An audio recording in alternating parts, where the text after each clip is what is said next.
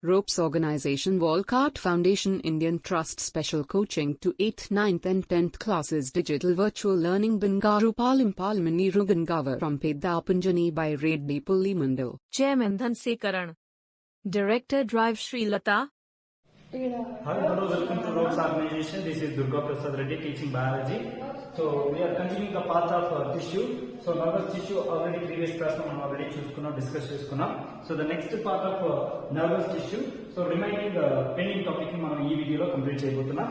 So previous class already మనం nervous tissue యొక్క diagram ని కూడా క్లియర్ గా ఎక్స్ప్లెయిన్ చేసుకున్నాం, చూసాము. So what is the importance of nervous tissue? So అసలు నాడీ కణం గురించి అంత ప్రాముఖ్యత ఏంటి, ఎందుకు మన బాడీలో నాడీ కణం అంత సో ఇంపార్టెంట్ అంటే, సో నాడీ కణం లేకపోతే మన బాడీలో జరుగుతున్నటువంటి ఫంక్షన్స్ అన్ని కూడా ప్రాపర్ గా స్టాప్ అయిపోతాయి. Because of our body each and every organ must and should they are working basis of nervous tissue.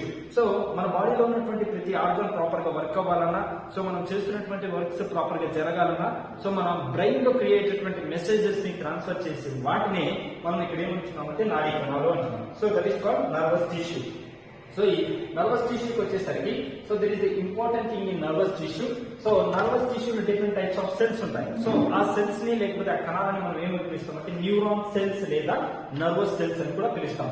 The cells of this tissue consist of cell body with a nucleus and cytoplasm. So generally ఏంటంటే, so ఈ cytoplasm liquid, what is the importance of cytoplasm liquid means which is the main food source of nervous cells or neuron cells. So ఏవైతే neural cells ఉన్నాయో వాటికి కావాల్సిన food sources అన్ని కూడా cytoplasm నుంచి provide అవుతాయి. So the cytoplasm can provide the food materials to nervous cells. They are working properly. So ఈ food ని అబ్జర్వ్ చేసుకుని నర్వస్ సెల్స్ అనేవి ప్రాపర్ గా వర్క్ అవుతాయి. సో దీని యొక్క బాడీలో చూస్తే మనకి థిన్ హెయిర్ లైక్ స్ట్రక్చర్స్ కనిపిస్తాయి. So hair like parts arises usually each neuron has a single long part. So దీంట్లో ఏంటంటే ఇలా పొడవాటి భాగం ఉంటుంది, దీనిపైన ఏంటంటే హెడ్ లైక్ సెల్ బాడీ ఉంటుంది.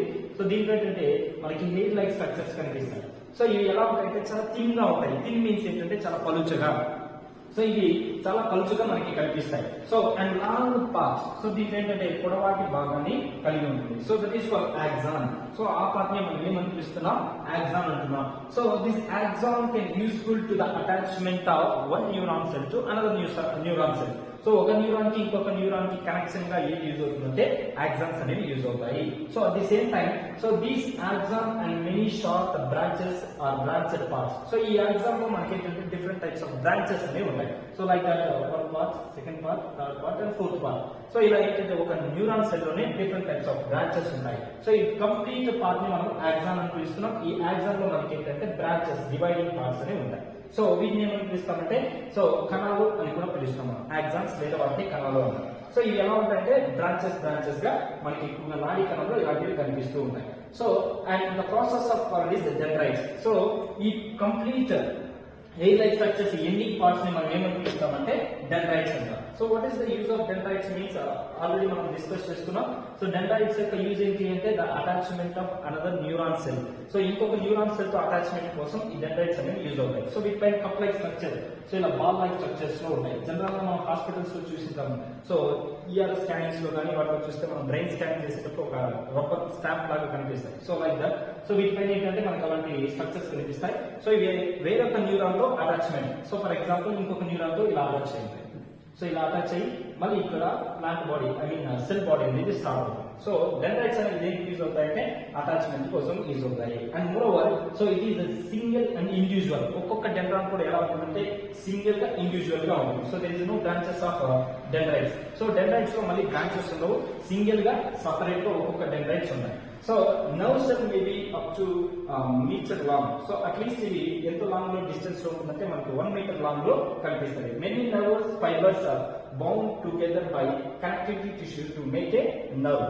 సో ఇలా ఈ టిష్యూస్ అన్ని కూడా ఒక జాయింట్. సో మనకి ఇప్పుడు ఫర్ ఎగ్జాంపుల్ చైన్ చూస్తే మనకి, సో ఒక చైన్ మనం క్లియర్ గా అబ్జర్వ్ చేస్తే సైకిల్ లో కానీ లేదా మోటార్ వెహికల్స్ లో కానీ మనం చూస్తే ఇలా ఒక చైన్ స్టార్ట్ అయినప్పుడు అంటే ఒక లింక్ దగ్గర నుంచి స్టార్ట్ అయ్యి, సో ఇలా లింక్స్ అన్ని కూడా ఒకదానికి ఒకటి కనెక్ట్ అయి ఉంటాయి. So that is connection or connectivity. So ఈ నర్వ్ సెల్స్ అన్ని కూడా ఈ డెండ్రైట్స్ హెల్ప్ తో సో అనేక నాడీ కణాలని ఒకదానితో ఒకటి కనెక్ట్ అయి ఉంటాయి. సో ఇలా కనెక్ట్ అయ్యి ఫైనల్ గా మనకి ఎక్కడ కలుస్తాయి, ఐ మీన్ ఎక్కడికి రీచ్ అవుతాయి అంటే, so there is finally connected with connectivity tissue. So final గా మనకి దేంతో కనెక్ట్ అవుతాయంటే కనెక్టివ్ టిష్యూ. ప్రీవియస్ క్లాస్ లో మనం ఆల్రెడీ కనెక్టివ్ టిష్యూ కి ఎగ్జాంపుల్ చెప్పుకున్నాం. సో కనెక్టివిటీ టిష్యూకి రెండు ఎగ్జాంపుల్స్ తీసుకోవచ్చు. ఒకటి వచ్చి blood cells. So blood cells ని మనం ఎగ్జాంపుల్ గా తీసుకోవచ్చు. At the same time nervous cell. So nervous cells ని కూడా మనం ఎగ్జాంపుల్ గా తీసుకుంటాం. బికాస్ బ్లడ్ సెల్స్ ను ఎందుకు మన కనెక్టివిటీ టిష్యూ కిందకి ఎగ్జాంపుల్ గా తీసుకుంటాం, what is the reason means, so blood cells లో ఇప్పుడు బ్లడ్ లో మనకి డిఫరెంట్ టైప్స్ ఆఫ్ సెల్స్ ఉంటాయి. For example red blood cells, white blood cells.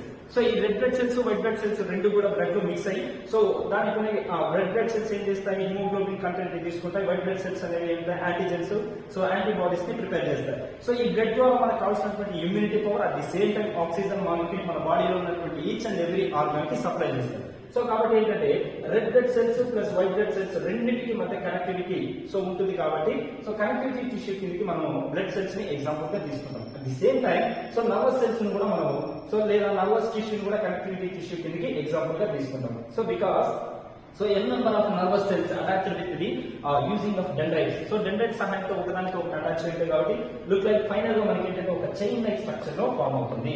So that is called finally nerve. So దాన్ని ఏమని పిలుస్తామంటే నాడీ అని పిలుస్తాం. సో నర్వ్ లేదా దాన్ని ఏమని పిలుస్తాము, నాడీ అని.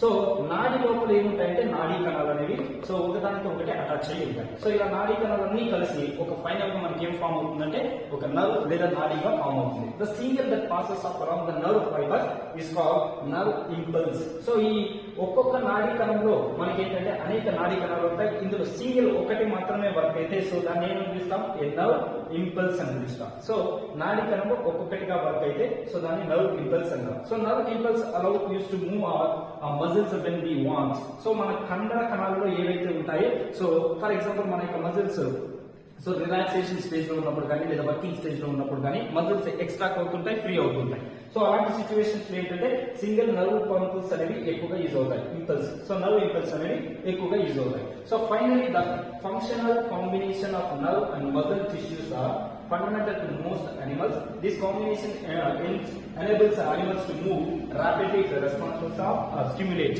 సో ఫైనల్ ఏంటంటే ఈ మజిల్ సెల్స్, నర్వస్ సెల్స్ రెండు కూడా వర్క్ అయితేనే ప్రాపర్ గా అనిమల్స్ లో కానీ లేదా హ్యూమన్ బీయింగ్స్ లో కావచ్చు, సో మన యొక్క మూవ్మెంట్, మజిల్ యొక్క మూవ్మెంట్ కావచ్చు, మన బాడీ వర్కింగ్ ప్రాసెస్ అన్ని కూడా సో దేని మీద డిపెండ్ అయి ఉంటాయంటే మజిల్ టిష్యూస్ మీద, at the same time nervous tissue మీద డిపెండ్ అయి ఉంటాయి. సో ఈ రెండు tissues the most important the movement of organism. So ఒక ఆర్గానిజం ప్రాపర్ గా మూవ్మెంట్ ఉండాలంటే సో ఈ టిష్యూస్ అనేవి కంపల్సరీగా ఉంటాయి. సో అందుకు మనం స్టార్టింగ్ వీడియోలో చెప్పాము. సో టిష్యూస్ వచ్చేసరికి సో డిఫరెంట్ టైప్స్ ఆఫ్ ఉన్నాయి. Plant tissue is different, animal tissue is different. So there is no movement or any type of movement in the plant cells. So మొక్కలలో ఉన్నటువంటి కణజాలంలో ఎటువంటి మూవ్మెంట్ ఉండదు. There is no movement of plant tissue.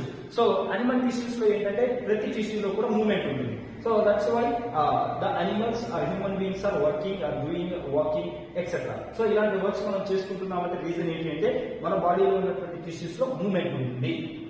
So this is the nervous tissues and topic and the diagram of nervous tissue. So దీంట్లో మనకి ఏంటంటే దాని diagram మనం అబ్జర్వ్ చేసాము. నెక్స్ట్ దీంట్లో ఉన్నటువంటి ఇంపార్టెంట్ పాయింట్స్. సో ఫైనల్ గా మనం ఈ లెసన్ లో మనం నేర్చుకున్నటువంటి కీ పాయింట్స్ ఏంటి అంటే, సో టిష్యూ అంటే ఏంటి, సో టిష్యూలో ఏ టైప్ ఆఫ్ ఉన్నాయి. సో దీంట్లో మనకి ఏంటంటే డిఫరెంట్ టైప్స్ ఆఫ్ టిష్యూస్ ఉన్నాయి. ప్లాంట్ టిష్యూ ఒకటి, అనిమల్ టిష్యూ ఒకటి. సో ప్లాంట్ టిష్యూలోకి వచ్చేసరికి ఎన్ని టైప్స్ ఉన్నాయంటే there is given by 2 types. One is the meristematic tissue and permanent tissue. So ఇవి జనరల్ గా ఉన్నటువంటి 2 types of tissues. So plant tissue is different, animal tissue is different. So previous వీడియోలో మనం already animal tissues ఏ types ఉన్నాయని, so plant tissues ఏ types ఉన్నాయి, వాటి యొక్క functions ఏంటి అని మనం క్లియర్ గా సో ఈ టిష్యూ టాపిక్ లో చూసాం. సో ఇది FA2 very important topic. So this is a final topic of tissue. Thank you.